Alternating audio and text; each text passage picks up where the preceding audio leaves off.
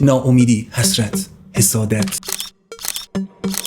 شده بعد از کلی اینستاگرام گردی احساس کمبود بکنی، احساس افسردگی بکنی، احساس بکنی که تو چرا نداری، چرا نمیتونی، چرا نمیشه. فکر کنی بقیه دارن آرزوهاتو زندگی میکنن، عقب موندی، جا موندی یا اصلا قرار نیست برسی. و یا با دیدن یه سری چیزا حالت بد بشه یا انرژی منفی بگیری. شده که کل زمانتو صرف اسکرول کردن و چرخیدن توی فضای مجازی بکنی و کل کارهای مهمت انجام نشده باقی بمونن. شده یه وقتی به حذف کردن اینستاگرام فکر کنی، حتی حذفش هم بکنی، دیاکتیو بکنی، ولی دوباره برگردی در حالی که هیچ چیز عوض نشد. فکر می‌کنی تنها راه حذف کامله. صبر کن. آماده ای که اینستاگرامت رو از یه هیولای زمانخوار و یه ماشین ایجاد حسرت تبدیلش کنی به یه ابزار الهام بخش، بدون استرس، بدون اضطراب، بدون فرار، فقط لذت و ارتباط مؤثر. 7 نکته مینیمالیستی می‌خوایم بهتون بگیم که باهاش بتونید ارتباطتون رو با فضای مجازی و دنیای دیجیتال بهبود ببخشید. و توی این مرحله نیازی نیست چیزی رو حذف کنید. سلام. من فرنازم. من مانیام. به مینیمالیسم شو خوش اومدید.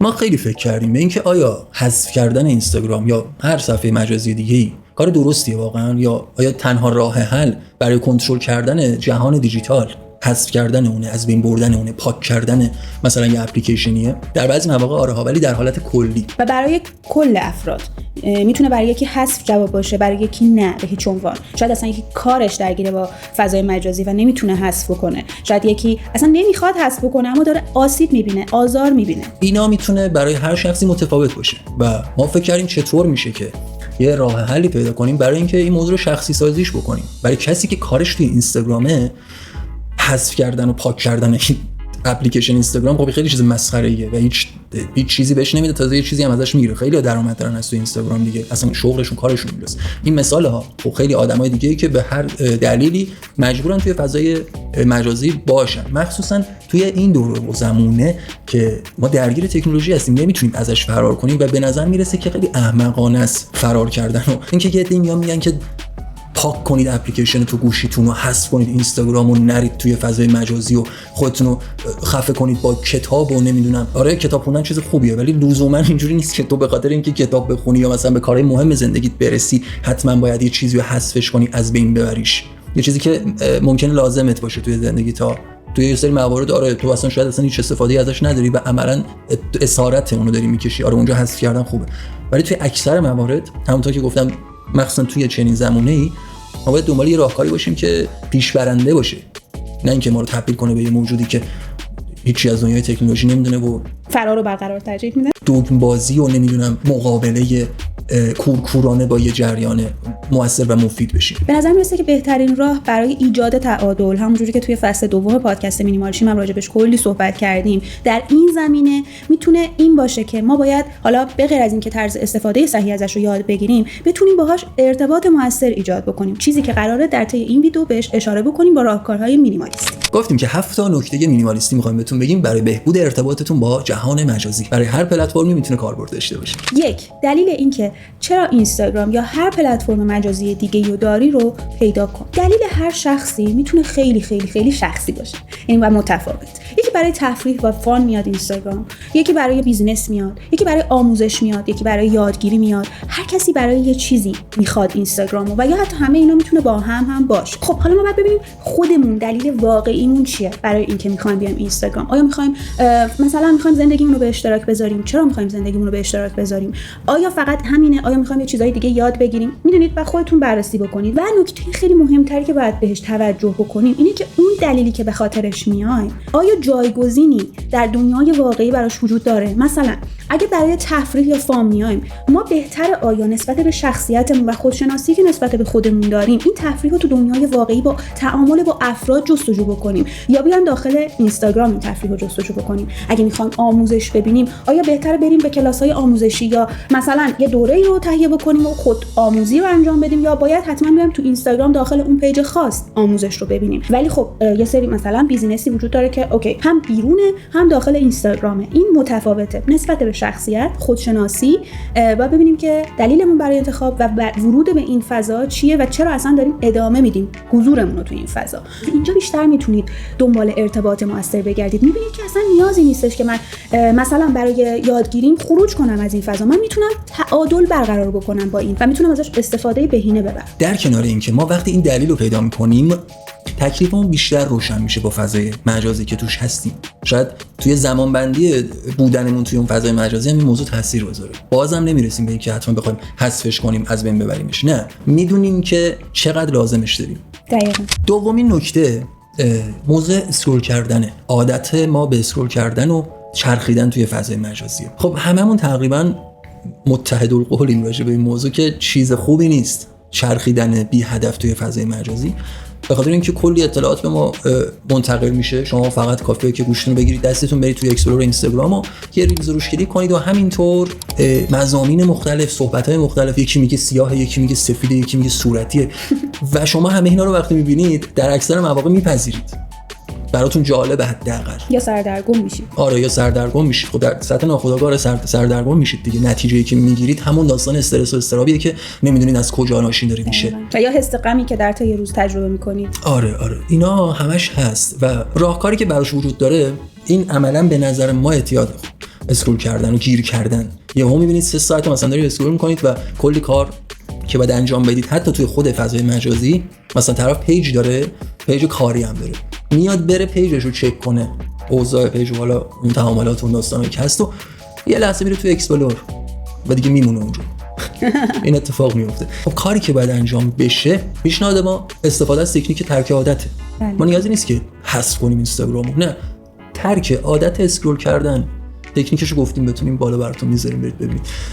میتونید به راحتی ترک کنید این عادت بد رو و یه کار باحال دیگه هم میتونید بکنید. خیلی این کارو میکنن، خیلی آدمایی که حساب کتاب داره زندگیشون این کارو میکنن. یه تایم مشخصی رو در روز میذارن برای حالا ایده گرفتن، برای سرگرمیشون، برای هر دلیلی اصلا کاری نداریم. میان برنامه‌ریزی میکنن براش، میگن که آقا من در روز یک ساعت مشخص، مثلا ساعت 8 شب تا 8 و نیم شب این برنامه روتینتون هستن، یا ساعت 6 یا هر ساعتی آخر شب مثلا میایید نیم ساعت، یه ساعت عملاً زمانتون رو میذارید برای اسکرول کردن، برای گشتن توی فضای مجازی، ارضا شدن از اسکرول کردن. آره دقیقاً که بخوام. آره. حالا اگه تنها دلیلش اینه که شما دارید فقط برای سرگرمی این کارو میکنید، این میتونه بی هدف بیاد. فقط یه ساعت مشخص کنید برای خودتون، این دیسیپلین رو ایجاد کنید که آقا من یک ساعت تصمیم گرفتم که اسیر فضای مجازی باشم. این اسارتم حتی اگه آگاهانه باشه باز خیلی مهمه به نظر من.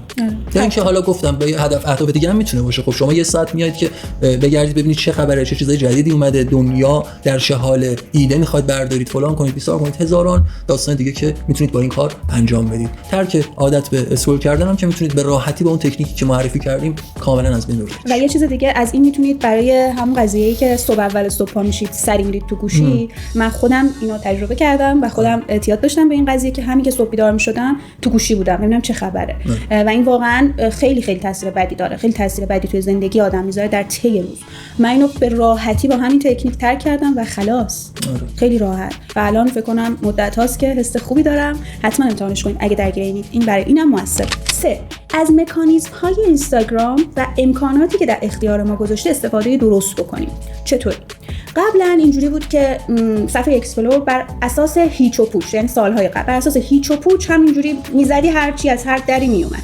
بستگی داشت حالا بعد یه مدت که فالوورات چه چیزی رو لایک کردن که باز میومد جلوی چشم تو انتخابی در واقع هنوزم خیلی نداری، ولی اون موقع اصلا انتخابی نداشتی که چه اتفاقی داره تو اکسپلورت میفته. الان میشه یک مقدار این داستان رو تحت کنترل در آورد با گزینه‌ای که من اصلا این ویدیو رو میخوام ببینم نمیخوام ببینم، مثل این ویدیو رو به من نشون بده نده. و علاقه‌مندم به این مدل ویدیوها، لایک کردناتون به اینستاگرام داره سیگنال میده که این از این ویدیو خوشش میاد، بیشتر بهش نشون بدم. بدونید یعنی چی رو دارید لایک میکنید، هر چیزی رو لایک نکنید، یا حالا فالو کردن و این داستانا. همه اینا تاثیرگذاره برای اینکه خودتون بتونید تحت کنترل بیارید که چه چیزی رو میخواید بیارید جلوی چشمتون. اگه یه چیز سمی دارید میبینید ردش کنید بره، یعنی به اینستاگرام بگید، سیگنال بدید بهش، بگید که نمیخوام اینو ببینم دیگه، من علاقه‌مند نیستم که اینو ببینم، که اون دیگه عین اونو نیاد هی به شما نشون بده و حال شما رو بد بکنه. و از این دست موارد اینجوری حداقلش اینه که فضایی که در واقع زمانی که توی فضای مجازی سپری میکنید حداقل با چیزایی بگذره که دوستشون دارید، حالتون رو حداقلی خوب میکنه، کمترین ضربه رو بهتون میزنه. آره. 4مین نکته‌ای که میخوایم بهتون بگیم مسئله عادت ما به فالو کردنه. مخصوصا توی فضای ریلز. شما که دارید اسکرول می‌کنید یه گزینه اون پایین الان اضافه کرده، موندم چند وقتیه که شما وقتی ریلز رو می‌بینید همونجا هم فالو بکنید اگه خوشتون اومد از اون محتوا. از دست نره یهو. آره این خیلی جاها ممکنه که صفحه شخصی ما رو عملاً به هم بزنه، چون ممکنه شما یه پیج رو مثلا یه محتوایی ببینید که خیلی جذابه، خیلی مثلا دوستش دارید، خیلی حالتون رو مثلا خوب می‌کنه اون لحظه، فالو بکنید در حالی که نمیدونید اون پیج اصلا موضوع بحثش این چیزا نیست. این مثلا حتی ممکنه این یه تبلیغی بوده باشه، از یه کسی دیگه گرفته گذاشته تو پیجش، قرار اصلا پاکش کنه. شما بدونید که بدونید اون پیج داستانش چیه، فالوش میکنید و بعد دیگه همچین محتوایی هم نمیبینید. یا مثلا پیجیه که هر دم میره همه چی میذاره، اصلا اون چیزی نیست که شما دنبالشید. این یه دونه محتواشو دوست داشتید و فکر میکنید اگه فالوش کنید ممکنه باز از این محتواها ببینید و نمیبینید، پیج شما رو به هم میزنه. هنوز ورود نکرده به اکسپلور و اون فضای شلوغ پلوغ، همونجا توی هوم، توی صفحه خود شخصیتون کلی چیزای اضافه است که میبینید و به دردتون به دردتون نمیخوره و به تاثیرهای عجیب غریبی توی زندگیتون، توی ذهنتون میذارن در طول روز. پیشنهاد ما چیه؟ اینه که هر چیزی که میبینید و فرتی فالوش نکنید. یه دقیقه برید توی پیجش، این هم اون حالت رباتیک بودن رو از شما میگیره که هی دارید اسکرول میکنید، یه چیزی میبینید جذابه، اوکی میریم توی صفحش ببینیم خب کیه، چیه، وقفه ایجاد کردن. آره یه وقفه ایجاد میشه. میرید ببینید که به ذهنتون هم اینو عادت میدید که ما هر چیزی رو نمیپذیریم، میریم بررسی میکنیم. میرید توی صفحش نگاه میکنید ببینید چی به چیه، کیه، چه جوریه. نه مثل این که اونجوری هم نیست که من فکر میکردم اوکی بیاید بیرون دوباره ادامه بدید، یا نه میرید میبینید که آره صفحه‌ایه که اون چیزی که من میخوام. فالوش بکنید. یه ذره فکر باید بکنیم، انقدر سریع وارد چرخه نشیم بدون تصمیم. این بهترین روشه به نظر من برای مقابله با این داستان که اون بخش فالوینگاتون یهو پر، مثلا طرف میری توی صفحه‌اش میبینی 10k 20k مثلا فالوینگ داره. چطوری؟ آره کیدینگ. و حالا توی بحث‌های الگوریتمی اینستاگرام این بدترین حالت برای یه پیج بیزنسیه. شما که مثلا میرید 20000 تا صفحه فالو میکنید، عملاً دارید به اون صفحه ها ضربه هم میزنید. آره به ما رد فلگ میده اینستاگرام جدیدن دیگه. آره. اصلا اکسپت نمی‌کنیم، یعنی ریکوست میدن به پیج باز، مجبور میشن ریکوست بدن چنین پیجایی. خیلی عجیب غریبه این داستانم، یعنی بک‌گراندش هم همچین داستان‌هایی هم وجود داره. اینو در نظر بگیرید که اینستاگرام به عنوان یک پلتفرم دوست داره شما توی اونجا باقی بمونید، به خاطر اینکه هرچی شما بیشتر تعامل داشته باشید با اون پلتفرم، اون بیشتر بزرگتر میشه و بیشتر میتونه پابرجاتر بمونه در واقع، و همه کار میکنه که شما رو نگه داره. از ویدیوهایی که قبلا بلند بودن تا ویدیوهای کوتاه، از قبلا استوری نبود استوری اضافه کرده، همه کار میکنه. میدونید کانال آورده اضافه کرده داخل اینستاگرام که بشه مثل تلگرام که قابلیت‌های دیگه باز شما رو نگه داره. همه اینو ببینید در واقع خب نمیشه خوردم گرفت. شما اگه مغازه داشته باشید دوست داری مشتریاتون مغازت نگه داری، هرچی مغازت پرتر از مشتری باشه خب بیشتر از بیرون چی میگن جلوه داره و احساس چیز میکنه که خب اینجا خیلی خبراییه. خب اونم یه بیزنسه و میخواد بیزنسش سر پا بمونه و همه کار میکنه که شما اونجا باشید و این وظیفه ماه که خودمون یه کاری بکنیم که این سلامت روانمون رو بتونیم حفظ بکنیم. 5 هر چیزی که انرژی منفی بهت میده رو پاکش کن، خدازاری نکن. این یه مورد واقعا به نظر من مورد مهمیه. اگه میبینی با دیدن پیج کسی احساس ناراحتی میکنی، چه نیازی به خدازاری هست که اون باشه توی پیجت؟ چرا این کارو با خودت میکنی؟ نترس از اینکه چیزی رو قراره از دست بدی، از دیدن مثلا زندگی فلان کسی که داره حس مثلا کمبود به تو القا میکنه. چه چیزی رو میخوای از دست بدی؟ پاکش کن، انرژی منفی ها رو دور بکن. من خودم خیلی اعتقاد ندارم که آره انرژی هر چی انرژی منفی میده رو نه، ولی یه جاهایی واقعا لازمه یه حصاری، یه دیسیپلین ایجاد بکنیم که بتونیم از خودمون محافظت بکنیم. پس اگر جایی به تو حس حقارت، حس کمبود، حس حسادت، حس ناامیدی، هر حس بدی که بهت میده رو اونجا حضور نداشته باش. این مینیمالیستی در این کاریه که میتونی بکنی برای خودت. مثلا طرف یه کسی رو داره نگاه میکنه، دنبال میکنه، استوریاشو میبینه، بعد یهو نگاه میکنه میگه که اینم فلان، اینم بیسار، حالا نمیخوام دیگه کلماتو فلان. خب بابا داری اذیت میشی از دیدن این و اینو از پاکش کن، برید یا آقا آنفالوش کن. از طرفی فقط هم این نیست که شما یکی رو ببینید ازش بدتون بیاد، اون که واقعا عجیبه که شما یکی بدتون بیاد و اونو نگه دارید توی صفحتون. بابا آنفالوش کن بره دیگه. یه مسئله، یه چیز ریز و خیلی پنهانی وجود داره، اونم دیدن زیبایی ها و قشنگی هاییه که حال شما رو بد میکنه. دقیقاً. این خیلی عجیب غریبه. میبینید یه چیزی رو خیلی قشنگه، یه زندگی رو، مثلا یه سبک زندگی رو، یه آدمی رو که داره مثلا یه چیزی رو نشون میده، پیشرفت میکنه، مثلا پیشرفتشو داره میکنه. اگر دارید اذیت میشید از دیدن پیشرفت اون آدم، حتی اگه دوستتونه، بگذاریم از صفحات بزرگی که حالا از زندگی خودشون مثلا فیلم میذارن و جریان زندگی خودشون به اشتراک میذارن، اینا رو اصلا بذارید کنار. حتی دوست خودتون اگه دارید اذیت میشید، بدونید که مسئله‌ای دارید در وجود خودتون، اون باید برطرف بشه. حالا بحث عزت نفسه، بحث کمبود هاست و حالا هر ریشه و داستانی که داره کاری نداریم. گرچه برای خیلی از اینا ما تکنیک گفتیم توی مجموعه توسعه فردی رایگانه، میتونید ببینید. ولی آقا پاکش کن. دیدن اون زیبایی اگه حالتو بد میکنه، یا اون چیزی که درون خودت هست رو پاکش کن، اصلاحش کن، حالا یا هر چی، یا اون سفر رو پاکش کن. خلاص کن خودت دیگه، اون داره حالت دیگه کیشو باید اوکیش کن. خب ششمین نکته اینه که بار اضافه روی دوشت رو بردار. ساده ترین مثال سیو مسیجای داخل اینستاگرام، تلگرام، هر جایی که مثلا پستای اینستاگرامی رو سیو می‌کنین، الان برید نگاه کنید سیو هاتون و ویدیوهایی که سیو کردید، عکسایی که سیو کردید، و شاید خیلی عدد بالایی باشه تعداد پست‌ها و ویدیوهایی که دارید توی بخش سیو ها. داستان اینه که شما هیچ وقت اونها رو نمی‌بینید در بیشتر مواقع. اتفاقی که میفته چیه؟ این خیلی عمیقه. باز دوباره گریز میزنیم به داستان ناخودآگاه و اتفاقی که توی سطح ناخودآگاه در ما میفته. شما با هر باری که یه چیزی رو سیو میکنید، در واقع دارید یه تسک باز میکنید برای ذهنتون، سطح ناخودآگاهتون. شما وقتی سیوش میکنید، ذهن شما میگه که آها سیو یعنی چی؟ یعنی اینکه من وقتی اینو سیو میکنم قراره برم ببینمش، قراره ازش استفاده کنم، و نمیرید استفاده کنید ازش. ذهن شما چی دریافت میکنه؟ ناخودآگاه شما چی دریافت میکنه؟ قبلا راجعش صحبت کردیم که چقدر حساسه، چقدر خوب دریافت میکنه، چقدر سطح یادگیریش، قدرت یادگیریش بالاست. با این کار شما مخابره بهش میکنید. هر چیزی که من دارم سیو میکنم یه چیزی به درد نخوره، هر چیزی که دارم نگاه میکنم یه چیزی به درد نخوره، هیچ وقت قرار نیست. قبلش اینجوری نیست، قبلش اینجوری بلده که خب اینا که سیو میشه قراره من ببینمشون، اینا چیزای مهمیان.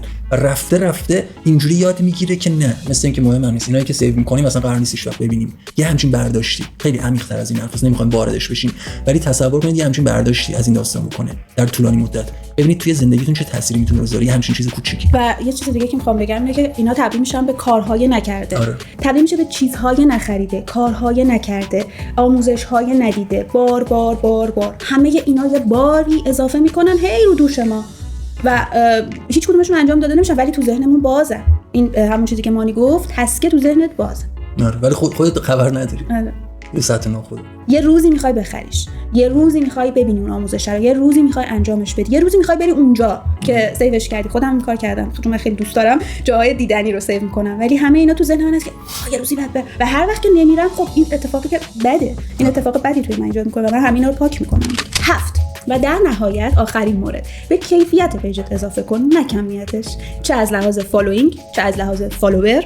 خیلی مهمه همچنان به نظر من فالوور هم در حد اندازه فالوینگ، به خاطر اینکه انرژی که از اونها هم میگیره روی شما تاثیر میذاره. چه از لحاظ حضور در فضای مجازی، کیفیت مهمتر از کمیت. اینکه مثلا 24 ساعت یه کاری رو انجام بدیم، حالا 24 ساعت زیاد، ولی مثلا بگیم در 24 ساعت شما 12 ساعت تو اینستاگرام باشی، چجور آسیب میزنه؟ یا مثلا شاید 18 ساعت تو اینستاگرام باشی. همین در مورد همه چیز اتفاق میفته ها. تو یه کاری رو اگه غیر متعادل انجام بدی، حتی کتابم 18 ساعت هر روز بخونی، یک امر غیر متعادل میشه.